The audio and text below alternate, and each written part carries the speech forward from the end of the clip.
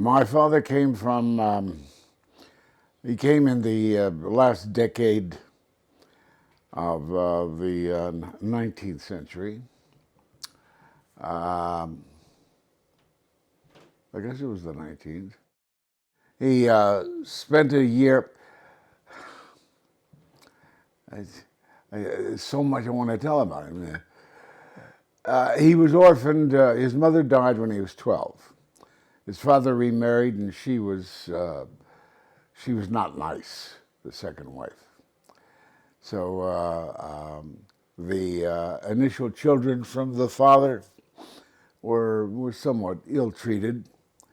And at the age of 12, my dad was in the forests of Lithuania chopping shingles. Came from a large family, as they all did.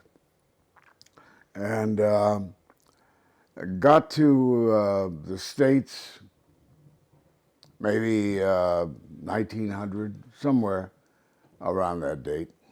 Came in through Boston and worked for a year in Boston. I don't know what he did there, but because all the foreigners moved on because of Landsmen, because of paisans, whatever.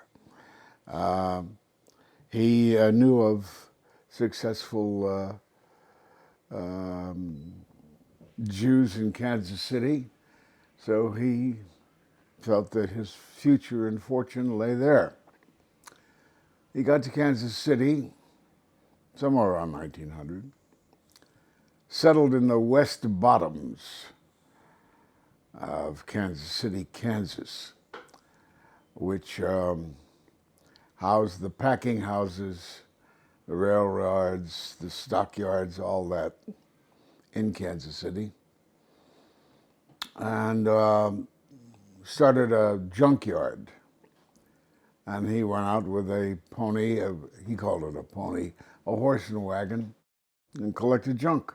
That's my father up there with his brother. By the time I came around, he owned the whole block of shacks and tin roofs.